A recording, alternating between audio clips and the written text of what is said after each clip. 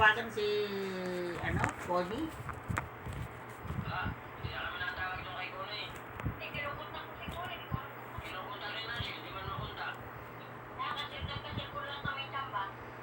Ito, ang silpon na ito, tsamba pa ito, natangalin lang sila, nakakapulot sila ng silpon.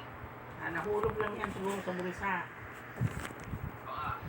Tama, wala akong silpon, sila isilpon. Sila siya, wala na rin silpon. Binili ko siya ng silpon. Pinagkaroon na naman itong bunso, ay nagkaroon ng bulaklak. Kaya hindi na makuha. Ano yun? Ano nagkaroon ng bulaklak?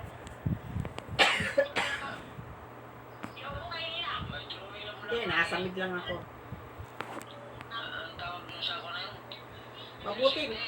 Mabuti hindi yan nakalak. Sa LCD. Walang lock. Ah, Papadala, ito nga ko na ito. Padali na ang pulsa na ito.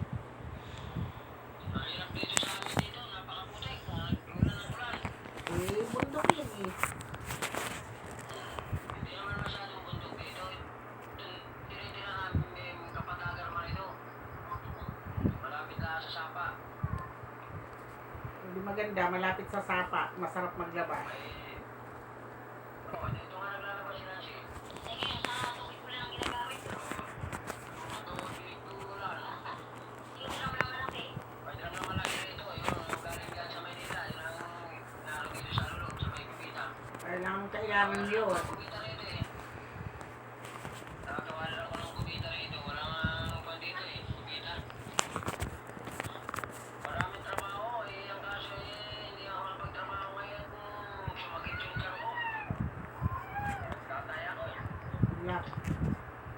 Kahit alam ko naman dito may trabaho, may bisan Sabado lang wala kasi yung namamahala din doon, katiwala ay iglesia rin. Hindi, abangan mo na yung may 3 hektarya, baka sakali ikaw ang gawing doon. Kung talenta natin yun eh, pag nabili yun, hindi baka doon ako makapisto. Magagawa na ako ng bahay doon, sasama ko rito mag-iinaraw. Malayo ang school. Malayo ang school. Siguro eh, lakad papunta rin siguro sa mga kalating oras. Sa school, papunta rin sa may tutuan na.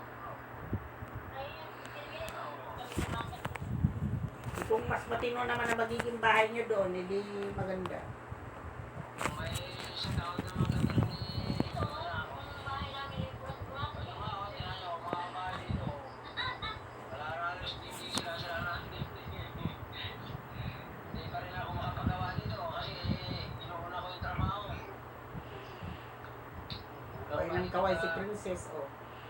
Kulang pa rito sa pangkasusa dito sa bahay sa mga bata. Si usually gatas na araw-araw. Ang ulam, nakabigas.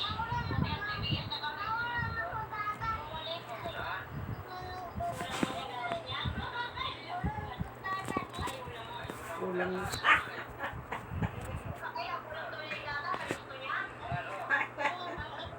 Nakain na ng kanin, nadudo pa sa nanay, nagagatas pa.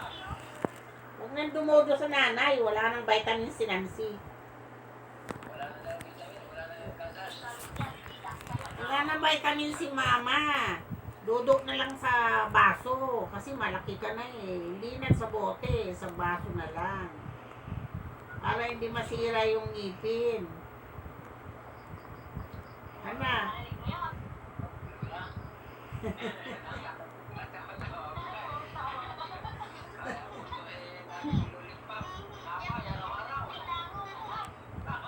Sa baso na lang ikaw iinom, mana.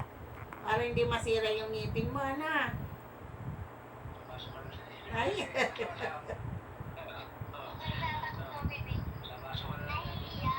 Oo, wag na sa bote. Sisira ang ngipin eh.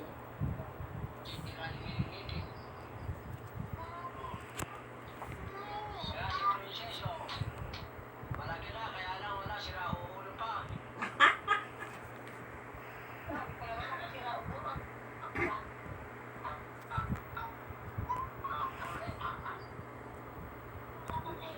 Lahat Iba yata ng bata ngayon, makukulit. Nako, si Risi,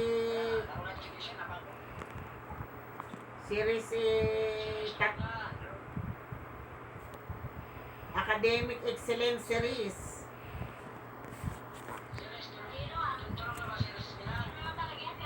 Gising pa. Gumagawa ng assignment.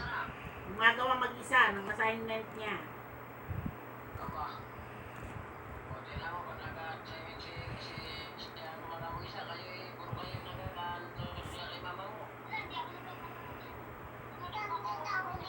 Meron siyang first grading, second grading, third grading. Meron siyang mga academic excellence.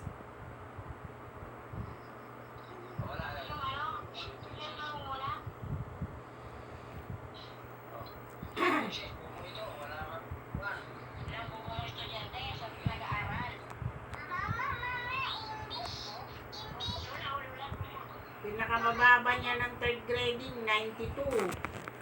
Pinakamataas niya, 94.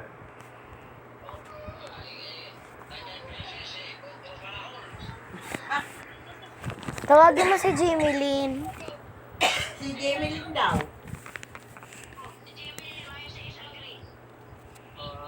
Aral mabuti, princess, para hindi maiiwan. Jimmy Lynn!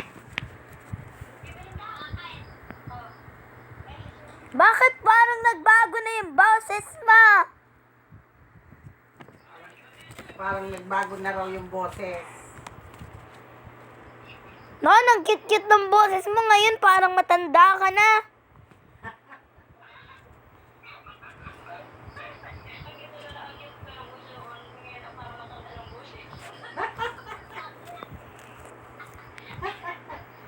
Luka-luka. Kala mo 18 years old na, parang ewan. Oh, ayan, si princess, oh. Bala yan. Kaaway ko pa rin yan.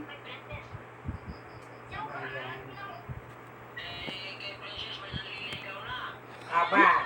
Di wow! Swerte ah.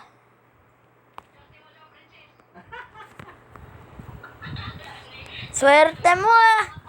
Nandiligo ka agad. Mag-aral ka na muna.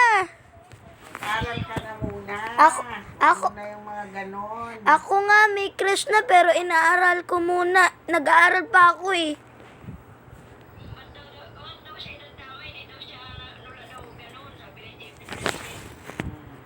Sabihin mo mama, na crush na ako pero iniintindi ko pa rin ang pag-aaral ko.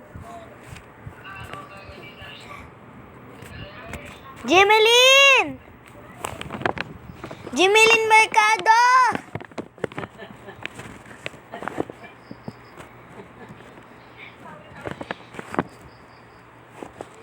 Ako si mama. Kailan daw sila darating? Yung palang bahay niyo doon sa itaas, hindi naman pala inalis. Wala. Hindi man pala inaalis, hindi raw pinaalis ni Vicky. At baka daw masumpungan yung bumalik doon. Ilinisan na lang daw.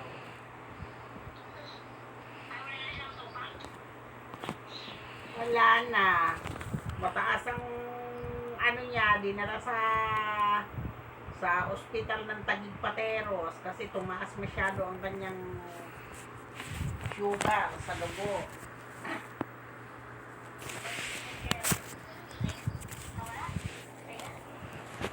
Ha? Hello? Wala na ng ano.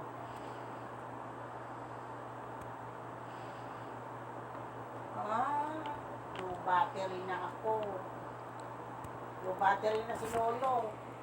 Charge mo! Ang gagawin mo?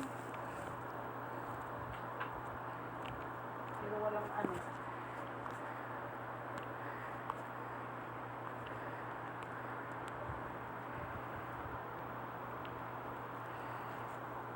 Pizza!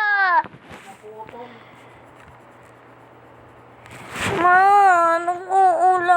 natin.